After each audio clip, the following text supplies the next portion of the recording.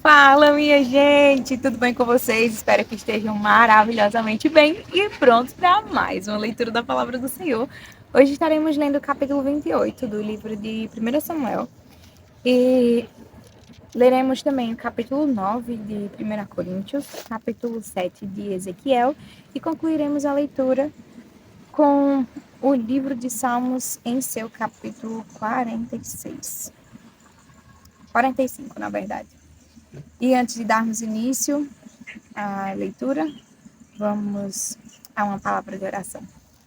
Deus eterno, Pai maravilhoso, muito obrigada pela graça de estarmos aqui, ó Deus, para aprendermos do Senhor verdades tão preciosas.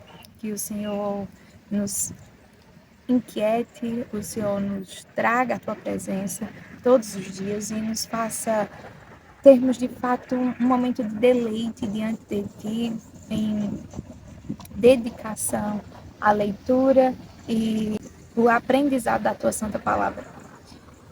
Nos ajuda a compreender tudo que iremos ouvir, que o seu Espírito Santo nos ajude a reter esse conhecimento e nos dê a ousadia de colocarmos em prática todos os dias. É assim que oramos ao Senhor, Pai. Tem misericórdia para conosco e nos enche da tua graça. Fala aos nossos corações e nos leva a obedecer-te. É assim que oramos, em nome do teu Filho amado Jesus Cristo. Amém e amém. Capítulo 28, que diz: E aconteceu que naqueles dias os filisteus reuniram os seus exércitos para a guerra, para lutar contra Israel. Então Aquis disse a Davi: Fique sabendo que você irá comigo para a batalha, você e os seus homens. Então Davi disse a Aquis: Assim você saberá o quanto este seu servo pode fazer. Aquis respondeu: Por isso você será meu guarda pessoal, para sempre. Samuel já havia morrido e todo Israel o tinha chorado e o tinha sepultado em Ramá, que era a sua cidade. Saul havia desterrado os médiuns e os adivinhos. Os filisteus se reuniram e foram acampar em Sunem. Saul reuniu todo Israel e eles acamparam em Gilboa. Quando Saul viu o acampamento dos filisteus, foi tomado de medo e muito se estremeceu o seu coração. Saul consultou o Senhor, porém o Senhor não lhe respondeu, nem por sonhos, nem por Urim, nem por profetas. Então Saul disse aos seus servos: Procurem uma mulher que seja médio, para que eu me encontre com ela e a consulte. Os servos responderam: Há uma mulher em Endor que é médio.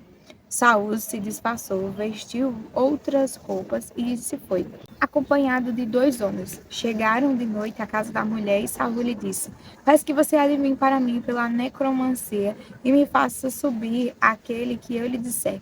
Mas a mulher respondeu: Você sabe muito bem o que Saul fez. Eliminou da terra os médios e adivinhos. Então, por que você está me preparando uma armadilha que pode me levar à morte? Então Saul lhe jurou pelo Senhor, dizendo: Tão certo como vive o Senhor, nenhum castigo lhe sobrevirá por isso. Então a mulher perguntou: Quem você quer que eu faça subir? Ele respondeu: Samuel. Quando a mulher viu Samuel, gritou em alta voz e disse a Saul: Por que você me enganou? Pois você mesmo é Saul. Mas o rei disse à mulher: Não tenha medo. O que você está vendo? A mulher respondeu a Saul: Vejo um Deus subindo da terra. Ele lhe perguntou: Como é a sua figura? Ela respondeu: Vem subindo um ancião e está enrolado numa capa. Então Saul entendeu que se tratava de Samuel. Ele se inclinou com o rosto em terra e se prostrou. Samuel perguntou a Saul: Por que você foi me perturbar fazendo-me subir? Então Saul disse: É que estou muito angustiado, porque os filisteus guerrearam contra mim e Deus se afastou de mim e já não me responde, nem pelo ministério dos profetas, nem por sonhos. Por isso o chamei, para que você me revele o que devo fazer. Então Samuel disse: Por que você pergunta a mim, visto que o Senhor se afastou de você e se tornou seu inimigo? Porque o Senhor fez com você o que havia anunciado por meio de mim. Rasgou das suas mãos o reino e o deu a alguém outro, que é Davi. Você não deu ouvidos à voz do Senhor e não executou o que ele, no furor da sua ira, ordenou contra Amaleque. Por isso o Senhor fez isso com você hoje. O Senhor entregará também Israel com você nas mãos dos filisteus, e amanhã você e os seus filhos estarão comigo. O Senhor também entregará o acampamento de Israel nas mãos dos filisteus. De repente, Saul caiu estendido no chão e ficou com muito medo por causa das palavras de Samuel. Faltavam-lhe as forças, porque não tinha comido nada todo aquele dia e toda aquela noite. A mulher se aproximou de Saul e, vendo que ele estava muito perturbado, disse a ele: Veja, esta sua serva deu ouvidos à sua voz. Eu arrisquei a minha vida e fiz o que o Senhor me pediu. Então agora é a sua vez de ouvir as palavras desta sua serva. Deixe que eu traga um pouco de comida, como para que o Senhor tenha forças e possa seguir o seu caminho. Porém ele recusou, dizendo: Não vou comer. Mas os seus servos e a mulher insistiram. E então ele concordou. Levantou-se do chão e sentou-se na cama. A mulher tinha em casa um bezerro gordo, que ela se apressou em matar. Pegou também farinha, amassou-a e fez alguns pães sem fermento. E trouxe a comida a Saul e os seus servos. E eles comeram. Depois se levantaram e foram embora naquela mesma noite. Capítulo 9 do livro de 1 Coríntios. Será que eu não sou um homem livre?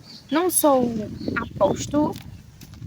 Não vi Jesus, nosso Senhor? Por acaso vocês não são frutos do meu trabalho no Senhor?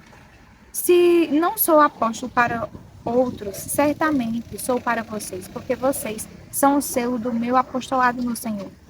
A minha defesa diante dos que me questionam é esta: será que nós não temos o direito de comer e beber? Será que não temos o direito de levar conosco uma mulher crente como esposa, como fazem os demais apóstolos, os irmãos do Senhor e Cefas? Ou será que somente eu e Barnabé temos de trabalhar para viver? Quem é que vai à guerra às suas próprias custas? Quem planta uma vinha e não come do seu fruto? Ou quem apacenta um rebanho e não se alimenta do leite do rebanho? Será que eu digo isso apenas como homem? Não é verdade que a lei também o diz? Porque na lei de Moisés está escrito: não amarre a boca do boi quando ele pisa o trigo. Por acaso Deus está preocupado com bois? Será que não é certamente por nossa causa que ele está dizendo isto? É claro que é por nossa causa que isto está escrito, pois quem o lavra deve fazê-lo com esperança, e o que colhe deve fazê-lo na esperança de receber a parte que lhe é devida. Se nós semeamos entre vocês as coisas espirituais, será muito recolhermos de vocês bens materiais? Se outros participam desse direito sobre vocês, não temos nós em maior medida? Entretanto, não fizemos uso desse direito. Pelo contrário, suportamos tudo para não criarmos qualquer obstáculo ao Evangelho de Cristo.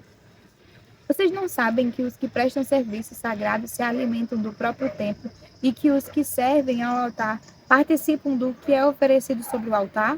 Assim também o Senhor ordenou aos que pregam o Evangelho que vivam do Evangelho. Eu, porém, não tenho feito uso de nenhuma destas coisas e não escrevo isso para que assim se faça comigo. Preferiria morrer a deixar que alguém me tire esta glória.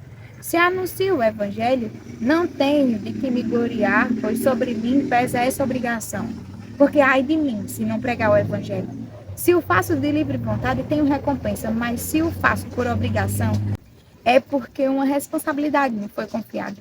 Nesse caso, qual é a minha recompensa? É que, anunciando o Evangelho, eu o apresente de graça para não me valer do direito que ele me dá.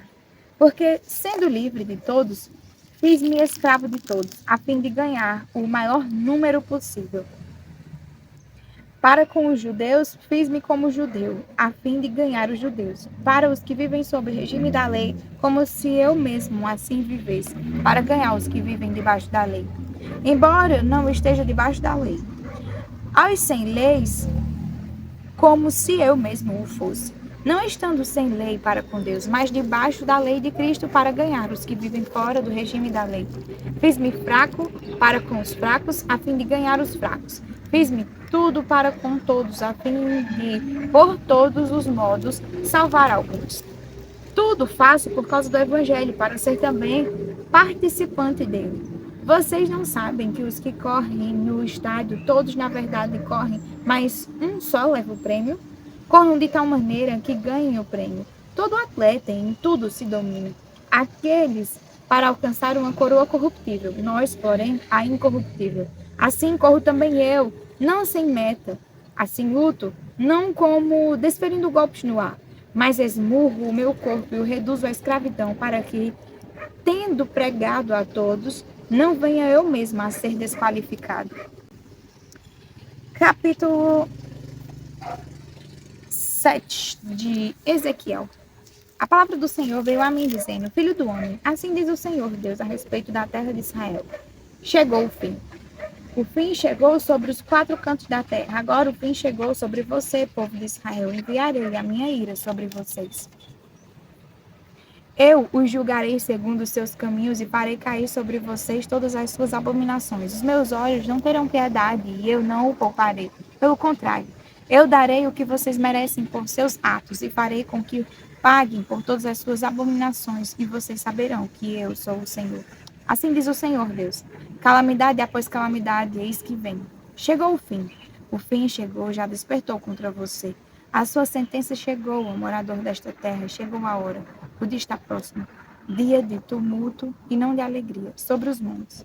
Agora, em breve, derramarei o meu furor sobre você, cumprirei a minha ira contra você e os castigarei segundo os seus caminhos, e os farei pagar por todas as suas abominações. Os meus olhos não terão piedade e eu não os pouparei. Segundo os seus caminhos, assim os castigarei e os farei pagar com as suas abominações. E vocês saberão que eu, o Senhor, sou o que castiga. Eis o dia, eis que chegou. Brotou a sentença, já floresceu a vara e reverdeceu a arrogância. A violência se ergueu para servir de vara de maldade.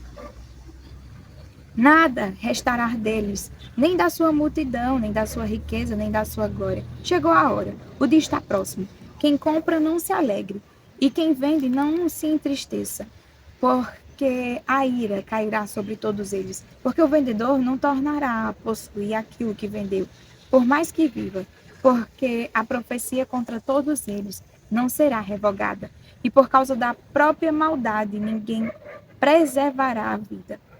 Tocaram a trombeta e prepararam tudo, mas ninguém vai à batalha, porque a minha ira cairá sobre todos eles. Fora está a espada, dentro a peste e a fome. Quem está no campo morre à espada, e quem está na cidade, a fome e a peste o consomem. Se algum deles, fugindo, escaparem, estarão pelos montes como pombas dos vales, todos gemendo, cada um por causa da sua maldade. Todas as mãos desfalecerão, e todos os joelhos se desfarão em água. Vestirão roupa feita de pano de saco, e o terror tomará conta deles. Todos os rostos ficarão cobertos de vergonha, e todas as cabeças serão rapadas. Jogarão a sua prata nas ruas, e o seu ouro será tratado como se fosse sujeira. Nem a sua prata, nem o seu ouro poderão livrá-los. No dia da ira do Senhor, eles não saciarão a sua fome, nem lhes encherão o estômago, porque a prata e o ouro foram o tropeço que os levou a cair em iniquidade. Dessas preciosas joias fizeram seu objeto de orgulho, fabricaram as suas abomináveis imagens e seus ídolos detestáveis. Por isso fiz com que essas coisas se tornassem como sujeiras para eles. Entregarei tudo isto nas mãos de estrangeiros por presa e aos inimigos da terra por despojo. Eles o profanarão. Desviarei deles o rosto e profanarão o meu tesouro. Ladrões entrarão nele e o profanarão. Prepare uma corrente, porque a terra está cheia de crimes de sangue e a cidade cheia de violência. Trarei aqui as piores nações, que tomarão posse das casas deles. Farei cessar a arrogância dos valentes, e os seus lugares santos serão profanados. A destruição está a caminho. Eles buscarão paz, mas não haverá paz. Virá miséria sobre miséria, e um rumor após o outro. Buscarão visões de profetas, do sacerdote, perecerá a lei, e dos anciões o conselho. O rei estará de luto, o príncipe se vestirá de horror, e as mãos do povo da terra tremerão de medo. Vou tratá-los segundo a sua conduta, e os julgarei pelos seus próprios critérios. e eles saberão que eu sou o Senhor. Capítulo 45 do livro de Salmos. O meu coração transborda de belas palavras. Ao rei consagro o que compus. A minha língua é como a pena de um hábil escritor. O Senhor Rei é o mais formoso dos filhos dos homens. A graça se extravasou nos seus lábios, por isso Deus o abençoou para sempre. Cinge a espada no seu flanco, herói. Cinge a sua glória e a sua majestade. E nessa majestade cavalgue vitoriosamente pela causa da verdade e da justiça. E a sua mão direita lhe ensinará proezas. As suas flechas são afiadas e penetram o coração dos inimigos do rei. Os povos caem submissos aos seus pés. O teu trono, ó Deus, é para todo sempre. Cetro de justiça é o cetro do teu reino. O Senhor, Rei, ama a justiça e odeia a iniquidade. Por isso, Deus, o seu Deus, o ungiu com óleo de alegria, como a nenhum dos seus companheiros. Todas as suas roupas cheiram a mirra, aloés e cássia. De palácios de marfim ressoam instrumentos de cordas que o alegram. Filhas de reis se encontram entre as suas damas de honra. À sua direita está a rainha, enfeitada com ouro finíssimo de Ofir. Ouça, filha, olhe e preste atenção.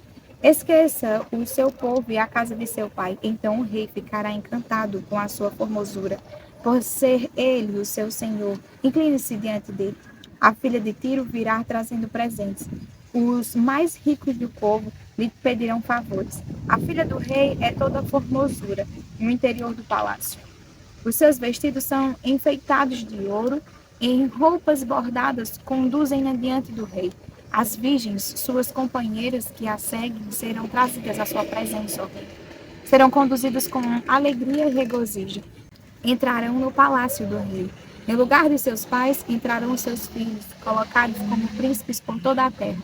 Farei com que o seu nome seja celebrado de geração em geração, e assim os povos o louvarão para todo sempre. Amém. Até amanhã para mais uma leitura da palavra do Senhor. Fiquem com Deus.